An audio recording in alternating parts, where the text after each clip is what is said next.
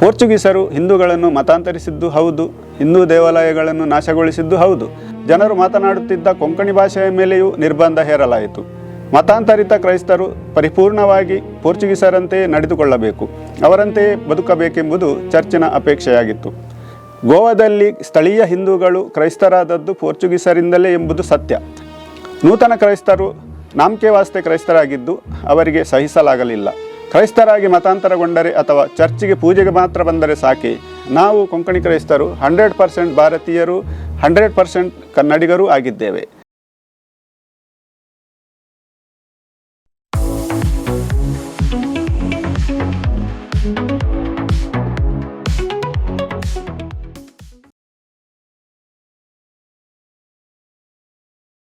Hello ವೀಕ್ಷಕರೇ, ನಮಸ್ಕಾರ.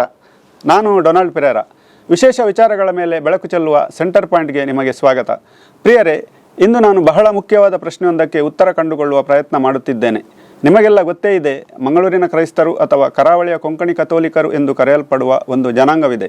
Konkan railway ಹಾದು ಹೋಗುವ ಪ್ರದೇಶ, ಅಂದರೆ ಕರ್ನಾಟಕದ ಸಮುದ್ರ ತೀರದ ಜಿಲ್ಲೆಗಳಾದ ದಕ್ಷಿಣ ಕನ್ನಡ, ಉಡುಪಿ ಹಾಗೂ ಉತ್ತರ ಕನ್ನಡ ಸೇರಿದಂತೆ ಗೋವಾದಿಂದ ಮುಂಬೈವರೆಗೂ ಕೊಂಕಣ ಪ್ರದೇಶ ಹರಡಿದೆ. ಕನ್ನಡ ಅಥವಾ ಕೆನರಾ ಪ್ರದೇಶವನ್ನು ಕೊಂಕಣ ಪ್ರದೇಶವೆಂದು ಕರೆಯುತ್ತಾರೆ. ಇಲ್ಲಿರುವ ಕೊಂಕಣಿ ಜನರೇ ಇದಕ್ಕೆ ಕಾರಣ. ಕರ್ನಾಟಕಕ್ಕೆ ಈ ಕೊಂಕಣಿ ಜನಾಂಗ ಎಲ್ಲಿಂದ, ಹೇಗೆ ಮತ್ತು ಯಾಕೆ ಬಂತು ಎಂಬುದನ್ನು ನಾನಿವತ್ತು ಹೇಳುತ್ತೇನೆ. ತುಂಬ ಆಸಕ್ತಿಕರವಾದ ಈ ವಿಡಿಯೋವನ್ನು ಕೊನೆವರೆಗೂ ನೋಡಿ. ನಾನಿವತ್ತು ಕೊಂಕಣಿ ಕ್ರೈಸ್ತರ ಬಗ್ಗೆ ವಿವರಿಸುತ್ತೇನೆ. ಒಂದು ಪುಟ್ಟ ಲೇಖನ ಅಥವಾ ಭಾಷಣದಲ್ಲಿ ಸಾವಿರಾರು ಪುಟಗಳಲ್ಲಿ ಅಡಗಿರುವ ನೂರಾರು ಸಂಗತಿಗಳನ್ನು ಹೇಳಲು ಅಸಾಧ್ಯ. ಚುಟುಕಾಗಿ ಕೆಲ ನಿರ್ದಿಷ್ಟ ವಿಚಾರಗಳನ್ನು ಹೇಳುತ್ತೇನೆ. ಕ್ರೈಸ್ತರೆಂದರೆ ಅವರು ಯುರೋಪಿನ ಮನಸ್ಥಿತಿಯವರು, ಅವರ ನಿಷ್ಠೆ ಇಟಲಿಯ ರೋಮ್ಗೆ, ಅವರು ಮತಾಂತರಿಗಳು, ಅವರು ನೈಜ ಭಾರತೀಯರಲ್ಲ, ಪೋಪ್ನ ಅನುಯಾಯಿಗಳಷ್ಟೇ ಎಂಬಂತಹ ಆಪಾದನೆಗಳನ್ನು ಈ ಸಮಾಜ ಎದುರಿಸಿದ್ದೂ ಇದೆ. ಅಷ್ಟೇ ಏಕೆ, ಕೊಂಕಣಿಗರು ಕನ್ನಡಿಗರಲ್ಲ ಎಂಬ ಆರೋಪವೂ ಇದೆ. ಬನ್ನಿ, ನಮ್ಮ ಅಂದರೆ ಕೊಂಕಣಿ ಕ್ರೈಸ್ತರ ಕಿರು ಚರಿತ್ರೆಯನ್ನು ತಿಳಿದುಕೊಳ್ಳೋಣ. ಫ್ರೆಂಡ್ಸ್, ವಿಚಿತ್ರ ಸತ್ಯ ಏನು ಗೊತ್ತಾ? ಭಾರತಕ್ಕೆ ಪೋರ್ಚುಗೀಸರು ಕಾಲಿಡದೇ ಇದ್ದಲ್ಲಿ ಕೊಂಕಣಿ ಕ್ರೈಸ್ತರು ಎಂಬ ಜನಾಂಗ ಉದ್ಭವವಾಗುತ್ತಿರಲೇ ಇಲ್ಲ. ಹೌದು, ನಿಮಗೆ ತಿಳಿದಿದೆ, ವಾಸ್ಕೋ ಡ ಗಾಮ ಸಮುದ್ರ ಮಾರ್ಗದ ಮೂಲಕ ಮೊದಲು ಭಾರತಕ್ಕೆ ಬಂದಿಳಿದ ಯುರೋಪಿಯನ್. ಅವನ ನಂತರ ಅಫೋನ್ಸೋ ಅಲ್ಬುಕರ್ಕ್ ಬಂದ. 1510ರಲ್ಲಿ ಆತ ಗೋವಾವನ್ನು ಗೆದ್ದ ನಂತರ ಪೋರ್ಚುಗೀಸರು ಅಲ್ಲಿ ಭದ್ರವಾಗಿ ತಳವೂರಿದರು. 1961ರ ತನಕ ಅವರು ಗೋವಾವನ್ನು ತಮ್ಮ ವಶದಲ್ಲಿಟ್ಟುಕೊಂಡಿದ್ದರು. ಯಾವಾಗ ಗೋವಾ ಪೋರ್ಚುಗೀಸರ ವಶವಾಯಿತೋ ಅಲ್ಲಿಂದ ಕೊಂಕಣಿ ಕ್ರೈಸ್ತರ ಉದಯವಾಯಿತು. ವೀಕ್ಷಕರೇ, ಭಾರತಕ್ಕೆ ಬಂದ ಇತರ ಯುರೋಪಿಯನ್ನರಿಗೂ ಪೋರ್ಚುಗೀಸರಿಗೂ ಮುಖ್ಯ ವ್ಯತ್ಯಾಸವೇನೆಂದರೆ, ಇತರರೆಲ್ಲರೂ ಪಕ್ಕಾ ವ್ಯಾಪಾರಿಗಳಾಗಿದ್ದರೆ ಪೋರ್ಚುಗೀಸರು ಕಟ್ಟರ್ ಧಾರ್ಮಿಕರಾಗಿದ್ದರು. ನಿಮ್ಮಲ್ಲಿ ಹೆಚ್ಚಿನವರು ಬ್ರಿಟಿಷರ ಸುಪರ್ದಿಯಲ್ಲಿ ಭಾರತ ಇದ್ದಿದ್ದರಿಂದ ಇಲ್ಲಿ ಕ್ರೈಸ್ತ ಧರ್ಮ ಹರಡಿತೆಂದು ತಿಳಿದುಕೊಂಡಿರಬಹುದು. ಅದು ತಪ್ಪು. ಭಾರತದಲ್ಲಿ ಕ್ರೈಸ್ತ ಧರ್ಮವನ್ನು ಹೆಚ್ಚಾಗಿ ಹರಡಿಸಿದ್ದೇ ಪೋರ್ಚುಗೀಸರು. ನಾವೆಗಳಲ್ಲಿ ಬಂದಿದ್ದ ಪೋರ್ಚುಗೀಸರು ಬಂದರುಗಳ ಮೂಲಕ ಭಾರತದೊಳಗೆ ಪ್ರವೇಶಿಸಿದ್ದರು. ಹಾಗೆ ಭರತ ಭೂಮಿಯ ಮೇಲೆ ಕಾಲಿಟ್ಟಾಗ ಅವರು ಮಾಡುತ್ತಿದ್ದ ಮೊದಲ ಮಹತ್ವದ ಕೆಲಸಗಳೆಂದರೆ, ಒಂದು ಕೋಟೆ ಕಟ್ಟುವುದು, ಮತ್ತೊಂದು ಚರ್ಚ್ ಕಟ್ಟುವುದು. ಗೋವಾದಲ್ಲಿ ಅವರು ನೆಲೆಯೂರಿದ ಮೇಲೆ ಅಲ್ಲಿ ಕ್ರೈಸ್ತ ಧರ್ಮ ಹರಡಿತು. ಹೇಗೆ, ಯಾವ ವಿಧಾನದ ಮೂಲಕ ಕ್ರೈಸ್ತ ಧರ್ಮದ ವಿಸ್ತರಣೆಯಾಯಿತು ಎಂಬುದು ಬೇರೆ ವಿಚಾರ. ಆದರೆ ಗೋವಾದಲ್ಲಿ ಸ್ಥಳೀಯ ಹಿಂದೂಗಳು ಕ್ರೈಸ್ತರಾದದ್ದು ಪೋರ್ಚುಗೀಸರಿಂದಲೇ ಎಂಬುದು ಸತ್ಯ. ಅದಕ್ಕೆ ಬಲಾತ್ಕಾರ, ಒತ್ತಾಯ, ಆಮಿಷ ಅಥವಾ ಸ್ವಯಂ ಪ್ರೇರಿತ, ಹೀಗೆ ಎಲ್ಲ ದಾರಿಗಳು ಬಳಕೆಯಾಗಿದ್ದವು. ಪೋರ್ಚುಗಲ್ನಿಂದ ಹೊರಡುತ್ತಿದ್ದ ಹಡಗುಗಳಲ್ಲಿ ಭಾರತ ಅಥವಾ ಬೇರೆಡೆ ಕ್ರೈಸ್ತ ಧರ್ಮವನ್ನು ಹರಡುವ ಉದ್ದೇಶದಿಂದಲೇ ಪಾದ್ರಿಗಳನ್ನು ತರಲಾಗುತ್ತಿತ್ತು. ಗೋವಾದ ಜನರ ಮಾತೃಭಾಷೆ ಕೊಂಕಣಿ. ಅಲ್ಲಿ ಎಲ್ಲ ಜಾತಿಯ ಹಿಂದೂಗಳಿದ್ದರು, ಅಂದರೆ ಬ್ರಾಹ್ಮಣರಿಂದ ಹಿಂದುಳಿದ ವರ್ಗಗಳವರೆಗಿನ ಜನರು. ಅವರೆಲ್ಲ ಕೊಂಕಣಿಗರೇ ಆಗಿದ್ದರು. ಪೋರ್ಚುಗೀಸರು ಹಂತ ಹಂತವಾಗಿ ಜನರನ್ನು ಮತಾಂತರ ಮಾಡಿ ಕ್ರೈಸ್ತರನ್ನಾಗಿಸಿದರು. ಹಾಗೆ ಬ್ರಾಹ್ಮಣರು, ಇತರ ಜಾತಿಯವರು ಕ್ರೈಸ್ತರಾದರು. ಹೀಗೆ ನೂತನವಾಗಿ ಉದ್ಭವಗೊಂಡ ಜನಾಂಗವೇ ಕೊಂಕಣಿ ಕ್ರೈಸ್ತರು. ಗೋವಾದಿಂದ ದಕ್ಷಿಣಕ್ಕೆ ವಲಸೆ. ಇದು ನಿಜಕ್ಕೂ ಸೋಜಿಗ ಮತ್ತು ವಿಪರ್ಯಾಸದ ಸಂಗತಿ. ಸ್ನೇಹಿತರೆ, ನೀವು ಅಂದುಕೊಂಡಿರಬಹುದು, ಗೋವಾದಲ್ಲಿ ಕ್ರೈಸ್ತರಾಗಿ ಮತಾಂತರಗೊಂಡ ವಿನೂತನ ಸ್ಥಳೀಯ ಕ್ರೈಸ್ತರಿಗೆ ಸೌಖ್ಯಕರ ದಿನಗಳು ಎದುರಾದವೆಂದು. ಆದರೆ ಇಲ್ಲ, ಹಾಗೆ ಆಗಲಿಲ್ಲ. ಬದಲಾಗಿ ಅದೇ ಅವರಿಗೆ ಮಗ್ಗಲ ಮುಳ್ಳಾಯಿತು. ಸ್ಥಳೀಯರು ನವಕ್ರೈಸ್ತರಾಗಿ ಬದಲಾದರೂ ಪೋರ್ಚುಗೀಸರಿಂದ ಅವರಿಗೆ ಒಳಿತಾಗಲಿಲ್ಲ. ಬದಲಾಗಿ ಅವರ ಬದುಕು ದುಸ್ಥಿತಿಗೆ ತಲುಪಿತು, ದುರಂತಕ್ಕೆ ಈಡಾಯಿತು. ಅದು ಹೇಗೆಂದರೆ, ಪೋರ್ಚುಗೀಸರು ಅವರನ್ನು ಶುದ್ಧೀಕರಿಸುವ ಪ್ರಕ್ರಿಯೆಗೆ ಒಳಪಡಿಸಿದರು. ಅದು ಅತ್ಯಂತ ಕ್ರೂರವಾಗಿತ್ತು. ಪೋರ್ಚುಗೀಸರ ರಾಜಕೀಯ ಆಡಳಿತವನ್ನು ಪೋರ್ಚುಗಲ್ನ ರಾಜಪ್ರತಿನಿಧಿಯಾಗಿದ್ದ ವೈಸ್ರಾಯ್ ನೋಡಿಕೊಳ್ಳುತ್ತಿದ್ದನಾದರೂ ಚರ್ಚ್ನ ಪ್ರತಿನಿಧಿ ಅಂದರೆ ಆರ್ಚ್ ಬಿಷಪ್ ಮತ್ತು ಪಾದರಿಗಳೇ ನ್ಯಾಯಾಂಗ ಸೇರಿದಂತೆ ಹಲವು ವ್ಯವಹಾರಗಳನ್ನು ನಿರ್ವಹಿಸುತ್ತಿದ್ದರು. ಕೆಲವು ವಿಚಾರಗಳಲ್ಲಿ ಚರ್ಚ್ನ ಮಾತೇ ಅಂತಿಮವಾಗಿತ್ತು. ಸ್ಥಳೀಯ ಜನರನ್ನು ಕ್ರೈಸ್ತರಾಗಿ ಬದಲಾಯಿಸಿದ್ದರೂ ಅವರು ಪರಿಪೂರ್ಣ ಕ್ರೈಸ್ತರಾಗಲು ಸಾಧ್ಯವಿರಲಿಲ್ಲ. ಅದೇ ಅವರಿಗೆ ಕಂಟಕವಾಗಿದ್ದು. ಹೇಗೆಂದರೆ ಮತಾಂತರಗೊಂಡಿದ್ದ ಜನರು ತಮ್ಮ ಮೂಲ ಸಂಸ್ಕೃತಿಯನ್ನು ಬಿಡಲು ಮರೆಯಲು ಸಾಧ್ಯವಿರಲಿಲ್ಲ. ಒಂದು ಹಳ್ಳಿ ಅಥವಾ ವಠಾರದಲ್ಲಿನ ಕೆಲ ಕುಟುಂಬಗಳು ಕ್ರೈಸ್ತರಾದ ತಕ್ಷಣಕ್ಕೆ ಅವರ ಸಂಬಂಧಗಳು ಅಳಿಯುವುದಿಲ್ಲ ಅಲ್ಲವೇ? ಉದಾಹರಣೆಗೆ 5 ಜನ ಸಹೋದರರಲ್ಲಿ ಓರ್ವ ತನ್ನ ಕುಟುಂಬ ಸಮೇತ ಕ್ರೈಸ್ತನಾದ ಎಂದುಕೊಳ್ಳಿ. ಆತ ಭಾನುವಾರ ಚರ್ಚಿಗೆ ಹೋಗುತ್ತಾನೆ, ಜೊತೆಗೆ ಕುಟುಂಬಸ್ಥರ ಮನೆಗೂ ಹೋಗುತ್ತಾನೆ. ಪ್ರಮುಖವಾಗಿ ಹಬ್ಬ ಹರಿದಿನಗಳು ಮತ್ತು ಮದುವೆ ಮುಂತಾದ ಕೌಟುಂಬಿಕ ಸಂಭ್ರಮ ಅಥವಾ ಮರಣಗಳಾದಾಗ ಧಾರ್ಮಿಕ ಮತ್ತು ಸಾಮಾಜಿಕ ಕಾರ್ಯಕ್ರಮಗಳಲ್ಲಿ ಭಾಗವಹಿಸಲೇಬೇಕಲ್ಲವೇ? ಹಿಂದೂಗಳಲ್ಲಿರುವ ಎಲ್ಲ ಆಚರಣೆಗಳು, ವಿಧಿ ವಿಧಾನಗಳು ಮತ್ತು ಸಂಸ್ಕೃತಿ ರೀತಿ ನೀತಿಗಳನ್ನೆಲ್ಲ ಒಮ್ಮೆಲೇ ತ್ಯಜಿಸುವುದು ಅಸಾಧ್ಯದ ಮಾತಾಗಿತ್ತು. ಇದೇ ಪೋರ್ಚುಗೀಸರನ್ನು ಕೆರಳಿಸಿದ್ದು. ನೂತನ ಕ್ರೈಸ್ತರು ನಾಮಕೆ ವಾಸ್ತೆ ಕ್ರೈಸ್ತರಾಗಿದ್ದು ಅವರಿಗೆ ಸಹಿಸಲಾಗಲಿಲ್ಲ. ಕ್ರೈಸ್ತರಾಗಿ ಮತಾಂತರಗೊಂಡರೆ ಅಥವಾ ಚರ್ಚಿಗೆ ಪೂಜೆಗೆ ಮಾತ್ರ ಬಂದರೆ ಸಾಕೆ. ಪೋರ್ಚುಗೀಸರು, ಮುಖ್ಯವಾಗಿ ಚರ್ಚ್ ಮುಖಂಡರು ಈ ಬಗ್ಗೆ ಆತಂಕಿತರಾದರು, ಕ್ರುದ್ಧರಾದರು. ಅದರ ಪರಿಣಾಮವೇ ಶುರುವಾಗಿದ್ದು ಕರಾಳ ಇನ್ಕ್ವಿಸಿಷನ್ ಎಂಬ ಬೀಭತ್ಸ ಅಧ್ಯಾಯ. ಮತಾಂತರಗೊಂಡು ಕ್ರೈಸ್ತರಾದರಷ್ಟೇ ಸಾಲದು, ಸಂಪೂರ್ಣವಾಗಿ ಕ್ರೈಸ್ತರಾಗಬೇಕು. ಅಷ್ಟೇ ಅಲ್ಲ, ತಮ್ಮ ಹಿಂದಿನ ಧರ್ಮ ಜಾತಿಯ ಎಲ್ಲ ಆಚರಣೆಗಳನ್ನು ಕಟ್ಟುಪಾಡುಗಳನ್ನು ನಿಲ್ಲಿಸಬೇಕೆಂದು ಕಟ್ಟಪ್ಪಣೆ ಹೊರಡಿಸಲಾಯಿತು. ಮಾತ್ರವಲ್ಲ, ಜನರು ಮಾತನಾಡುತ್ತಿದ್ದ ಕೊಂಕಣಿ ಭಾಷೆಯ ಮೇಲೆಯೂ ನಿರ್ಬಂಧ ಹೇರಲಾಯಿತು. ಮತಾಂತರಿತ ಕ್ರೈಸ್ತರು ಪರಿಪೂರ್ಣವಾಗಿ ಪೋರ್ಚುಗೀಸರಂತೆಯೇ ನಡೆದುಕೊಳ್ಳಬೇಕು, ಅವರಂತೆಯೇ ಬದುಕಬೇಕೆಂಬುದು ಚರ್ಚಿನ ಅಪೇಕ್ಷೆಯಾಗಿತ್ತು. ಸಮಾಜದಲ್ಲಿ ಉನ್ನತ ಸ್ತರದ ಜೀವನ ಕಂಡುಕೊಳ್ಳುವ ಕನಸಿನಲ್ಲಿದ್ದ ಮತಾಂತರಿತ ಕೊಂಕಣಿ ಕ್ರೈಸ್ತರಿಗೆ ವ್ಯತಿರಿಕ್ತ ಪರಿಸ್ಥಿತಿ ಎದುರಾಯಿತು. ಸಂತೋಷಕ್ಕಿಂತ ಸಂಕಟಗಳೇ ಕಾಡಿದವು. ಇನ್ಕ್ವಿಸಿಷನ್ ಎಂಬ ಕರಾಳ ಶಾಸನದಿಂದ ಹಲವು ರೀತಿಯ ಚಿತ್ರಹಿಂಸೆ, ಕಠಿಣ ಶಿಕ್ಷೆ, ಭಯಾನಕ ಪರಿಸ್ಥಿತಿ ಏರ್ಪಟ್ಟಿತು. ಹಲವಾರು ಜನರು ಅಂದರೆ ಕ್ರೈಸ್ತರಾಗಿ ಬದಲಾದವರು ಇಂತಹ ಬೀಭತ್ಸ ಶಿಕ್ಷೆ, ಹಿಂಸೆಗೆ ಬಲಿಯಾದರು. ಇದು ಕ್ರೈಸ್ತರಲ್ಲಿ ಭೀತಿ ಹುಟ್ಟಿಸಿತು. ವ್ಯಂಗ್ಯ ನೋಡಿ, ಈ ನೂತನ ಕ್ರೈಸ್ತರನ್ನು ತಾವೇ ಕ್ರೈಸ್ತರನ್ನಾಗಿ ಮತಾಂತರ ಮಾಡಿದ್ದರೂ ಪೋರ್ಚುಗೀಸರು ಅವರನ್ನು ತಮ್ಮವರನ್ನಾಗಿ ಸ್ವೀಕರಿಸಲಿಲ್ಲ. ಎಲ್ಲಿಯವರೆಗೆ ಅಂದರೆ, ಇತ್ತ ತಮ್ಮ ಬಂಧು ಬಾಂಧವರಿಂದಲೂ ಅವರು ದೂರ ಸರಿದಿದ್ದರು, ಅತ್ತ ಪೋರ್ಚುಗೀಸರು ಅವರನ್ನು ಅಸ್ಪೃಶ್ಯರಂತೆ ಕಂಡರು. ವಿಚಿತ್ರ ನೋಡಿ, ಪೋರ್ಚುಗೀಸರು ಹಿಂದೂಗಳಿಗೆ ಒಳ್ಳೆಯ ಮರ್ಯಾದೆ ಕೊಡುತ್ತಿದ್ದರು. ಬ್ರಾಹ್ಮಣರಾಗಲಿ ಶೂದ್ರರಾಗಲಿ ಅವರಿಗೆ ಕೊಡುತ್ತಿದ್ದ ಸ್ಥಾನಮಾನ, ಗೌರವ ನೂತನ ಕ್ರೈಸ್ತರಿಗೆ ಸಿಗದೇ ಹೋಯಿತು. ಇದು ಎಷ್ಟು ತೀವ್ರವಾಯಿತೆಂದರೆ, ಕಾಲಾಂತರದಲ್ಲಿ ಕ್ರೈಸ್ತರಾಗಿ ಬದಲಾದ ಕುಟುಂಬಗಳಿಂದ ಕೆಲವರು ಕಲಿತು ಪಾದರಿಗಳೂ ಆದರು. ಆದರೆ ಅಂತಹ ಪಾದ್ರಿಗಳನ್ನು ಪೋರ್ಚುಗೀಸರು ಹೀನಾಯವಾಗಿ ನಡೆಸಿಕೊಂಡರು. ಹಲವು ಪಾದ್ರಿಗಳಿಗೆ ಉನ್ನತ ಹುದ್ದೆ, ಬಿಷಪ್ ಸ್ಥಾನ ಸಿಗುವ ಅವಕಾಶಗಳನ್ನು ಪೋರ್ಚುಗೀಸ್ ಪಾದ್ರಿಗಳೇ ತಪ್ಪಿಸಿದರು. ವಲಸೆಗೆ ಪ್ರೇರಣೆ, ಕಾರಣಗಳು. ಈ ಅಸ್ಪೃಶ್ಯತೆ, ತಾರತಮ್ಯ, ಶೋಷಣೆ, ಅನ್ಯಾಯ, ಅನೀತಿ ಮತ್ತು ಹಿಂಸೆಯಿಂದ ಕಂಗೆಟ್ಟ ಮತಾಂತರಿತ ಕ್ರೈಸ್ತರಿಗೆ ತಮ್ಮ ಸ್ಥಳವನ್ನು ಬಿಟ್ಟು ಬೇರೆಡೆಗೆ ತೆರಳುವುದೇ ಏಕೈಕ ಪರಿಹಾರವಾಗಿ ಕಂಡಿತು. ಹಾಗಾಗಿ ಕೊಂಕಣಿ ಕ್ರೈಸ್ತರೆಂದು ಬದಲಾದ ಮೂಲ ಗೋವಾ ನಿವಾಸಿಗಳು ತಮ್ಮ ಆಸ್ತಿಪಾಸ್ತಿಯನ್ನು ತ್ಯಜಿಸಿ ಸಾಧ್ಯವಿರುವುದನ್ನೆಲ್ಲ ತೆಗೆದುಕೊಂಡು ದಕ್ಷಿಣಕ್ಕೆ ತೆರಳಿದರು. ಹೀಗೆ ಶುರುವಾಗಿದ್ದೇ ಕೊಂಕಣಿ ಕ್ರೈಸ್ತರ ದಕ್ಷಿಣದ ಕಡೆಗಿನ ವಲಸೆ. ನೀವು ಕರಾವಳಿಯಲ್ಲಿ ಕೊಚ್ಚಿನ್ವರೆಗೆ ಸಾರಸ್ವತ ಕೊಂಕಣಿ ಜನರು ಇರುವುದನ್ನು ಬಲ್ಲಿರಿ. ಕ್ರೈಸ್ತರಂತೆ ಅವರು ಗೋವಾದಿಂದ ವಲಸೆ ಬಂದವರೇ. ಅವರೂ ಸಹ ಪೋರ್ಚುಗೀಸರ ಉಪಟಳದಿಂದಾಗಿಯೇ ವಲಸೆ ಪ್ರಾರಂಭಿಸಿದವರು. ಹೀಗೆ ಗೋವಾದಲ್ಲಿ ಒಂದು ಕಾಲದಲ್ಲಿ ಒಂದೇ ಧರ್ಮದವರು, ಕುಟುಂಬದವರು ಆಗಿದ್ದ ಜನರು 2 ಧರ್ಮಗಳಲ್ಲಿ ಹಂಚಿ ವಿಂಗಡಿಸಲ್ಪಟ್ಟರು. ಕ್ರೈಸ್ತರಾದವರು ಹಾಗೂ ಹಿಂದೂಗಳಾಗಿಯೇ ಉಳಿದಿದ್ದ ಕೊಂಕಣಿ ಜನರು ದಕ್ಷಿಣಕ್ಕೆ ಬಂದು ಇಲ್ಲೆಲ್ಲ ನೆಲೆಸಿದರು. ಸ್ನೇಹಿತರೆ, ಇನ್ನೊಂದು ಮುಖ್ಯ ಸಂಗತಿ, ಕೊಂಕಣಿ ಕ್ರೈಸ್ತರು ಮತ್ತು ಹಿಂದೂ ಬಾಂಧವರು ಕೆನರಾ, ಮಲಬಾರ್ ಪ್ರದೇಶಕ್ಕೆ ಬರಲು ಪೋರ್ಚುಗೀಸರ ದಬ್ಬಾಳಿಕೆ ಮೂಲ ಕಾರಣವಾಗಿತ್ತು.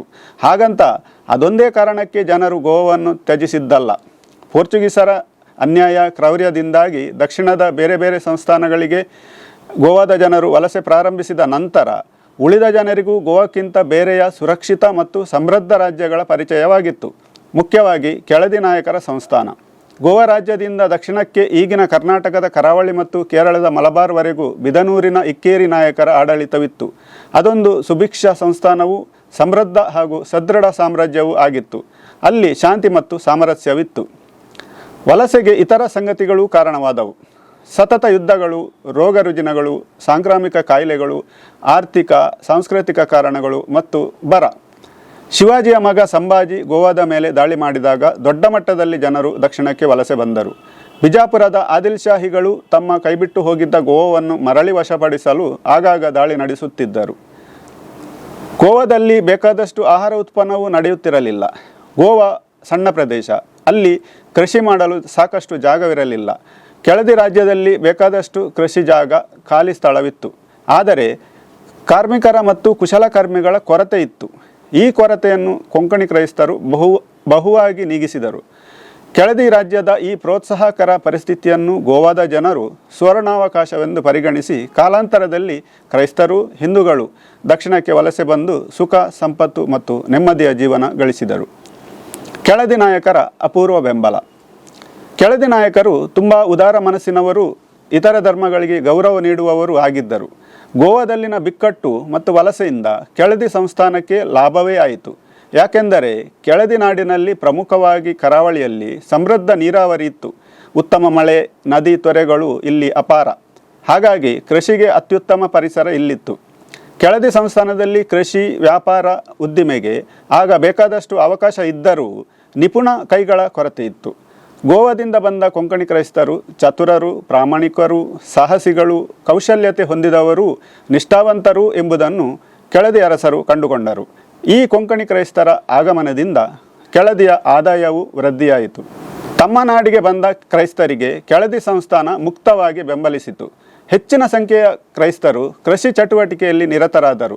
ಕೆಲವರು ವ್ಯಾಪಾರದಲ್ಲಿ ತೊಡಗಿಕೊಂಡರು. ಕುಶಲಕರ್ಮಿಗಳು ವಿವಿಧ ವೃತ್ತಿ ಸ್ವ ಉದ್ಯಮಗಳನ್ನು ನಡೆಸಿದರು. ಇಲ್ಲಿ ಯಥೇಚ್ಛ ಪ್ರಮಾಣದಲ್ಲಿ ಮರಗಳು ಲಭ್ಯವಿದ್ದುದರಿಂದ ಕಾರ್ಪೆಂಟ್ರಿ ಮತ್ತಿತರ ಕೌಶಲವಿದ್ದವರಿಗೆ ಉದ್ಯೋಗ ದೊರಕಿತು. ರಾಜ್ಯದಲ್ಲಿ ಅಕ್ಕಿ, ವೀಳ್ಯದೆಲೆ, ಅಡಿಕೆ, ತೆಂಗು ಮತ್ತು ಧಾನ್ಯಗಳ ಉತ್ಪಾದನೆ ಸಮೃದ್ಧವಾಯಿತು. ಇದರಿಂದ ಗೋವಾಕ್ಕೂ ಲಾಭವಾಯಿತು. ಕೆಳದಿಯಿಂದ ಅಕ್ಕಿ ಗೋವಾಕ್ಕೆ ರಫ್ತಾಯಿತು. ಗೋವಾದಲ್ಲಿದ್ದ ಅಕ್ಕಿಯ ಕೊರತೆ ಹೀಗೆ ನೀಗಿತು. ಕೆಳದಿಗೆ ಹಣ ಹರಿದು ಬಂತು. ತೆರಿಗೆ ಮತ್ತು ವ್ಯಾಪಾರದಿಂದ ಕೆಳದಿ ಸಂಸ್ಥಾನದ ತಿಜೋರಿ ತುಂಬಿತು. ಕೊಂಕಣಿ ಕ್ರೈಸ್ತರಿಂದಾಗಿ ಕೆಳದಿ ಸಂಸ್ಥಾನ ಬಹಳಷ್ಟು ಅಭಿವೃದ್ಧಿ ಕಂಡಿತು. ಹೀಗೆ ಕನ್ನಡ ಕರಾವಳಿಯು ತುಳುನಾಡು ಮತ್ತು ಕನ್ನಡ ನಾಡು ಆಗಿರುವುದರ ಜೊತೆಗೆ ಕೊಂಕಣ ಪ್ರದೇಶವೂ ಆಯಿತು. ಕರ್ನಾಟಕದಲ್ಲಿ ಕ್ರೈಸ್ತರ ಉಗಮ. ಪೋರ್ಚುಗೀಸರ ಆಗಮನದ ತರುವಾಯ ಗೋವಾದಲ್ಲಿ ಕ್ರೈಸ್ತ ಧರ್ಮ ವಿಸ್ತರಿಸಿತು.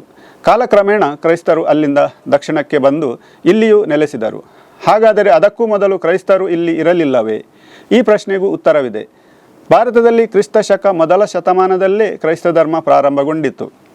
ಯೇಸುಕ್ರಿಸ್ತರ 12 ಶಿಷ್ಯರಲ್ಲಿ ಒಬ್ಬರಾದ ಸಂತ ಥಾಮಸರು ಕ್ರಿಸ್ತ ಶಕ 52ರಲ್ಲಿಯೇ ಕೇರಳಕ್ಕೆ ಆಗಮಿಸಿ ಅಲ್ಲಿ ಕ್ರೈಸ್ತ ಧರ್ಮವನ್ನು ಸ್ಥಾಪಿಸಿದ್ದರು. ಇನ್ನೋರ್ವ ಶಿಷ್ಯ ಬಾರ್ತೊಲೋಮಿಯೋ ಸಹ ಭಾರತಕ್ಕೆ ಬಂದದ್ದಾಗಿ ಹೇಳಲಾಗುತ್ತದೆ.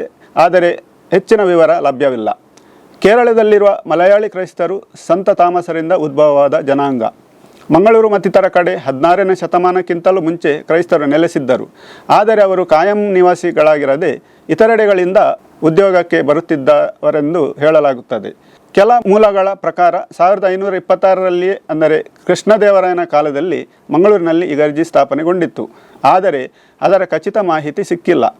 ಲಭ್ಯ ದಾಖಲೆಗಳ ಪ್ರಕಾರ 1568ರಲ್ಲಿ ಮಂಗಳೂರಿನ ಅಂದರೆ ಕೆನರಾ ಪ್ರದೇಶದ ಮೊದಲ ಚರ್ಚ್ ಪಾಂಡೇಶ್ವರದಲ್ಲಿ ಸ್ಥಾಪನೆಯಾಯಿತು.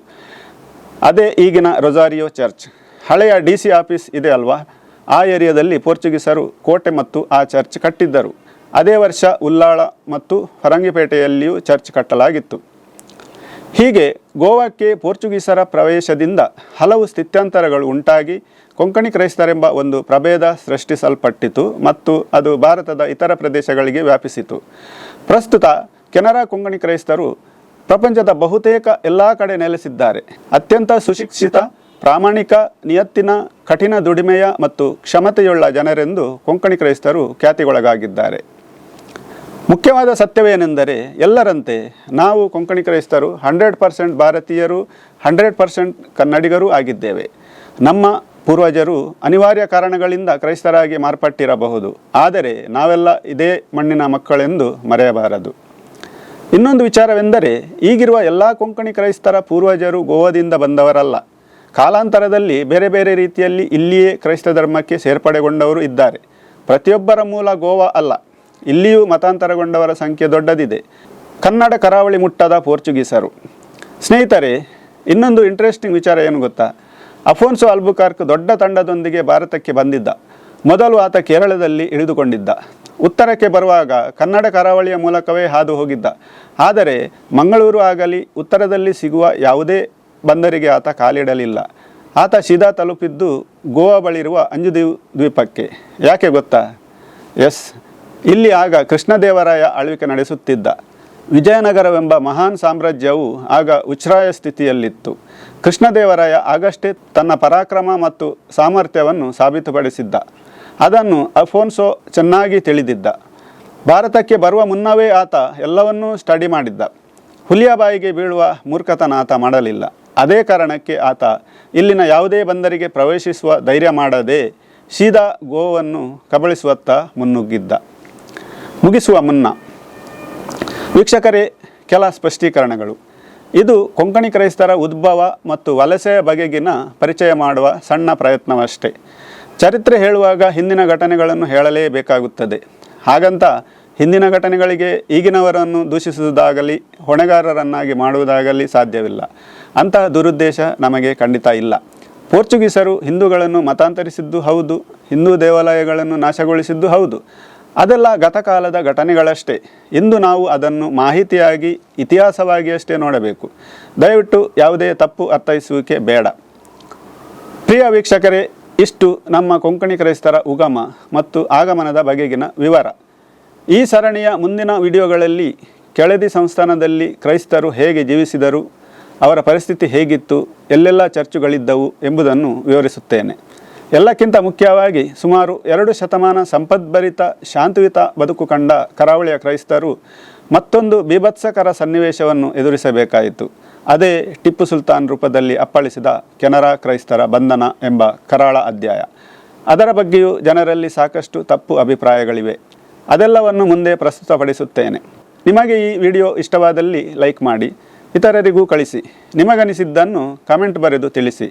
ನಿಮಗೆ ಯಾವ ರೀತಿಯ ವಿಡಿಯೋ ಇಷ್ಟ, ಯಾವುದರ ಬಗ್ಗೆ ನಾನು ಮಾತನಾಡಬೇಕೆಂದು ಅನಿಸುತ್ತದೆಯೋ ಅದನ್ನು ನಮಗೆ ಹೇಳಿ. ಮುಂದಿನ ವಿಡಿಯೋದಲ್ಲಿ ಸಿಗೋಣ. ಅಲ್ಲಿಯವರೆಗೆ ನಮಸ್ಕಾರ.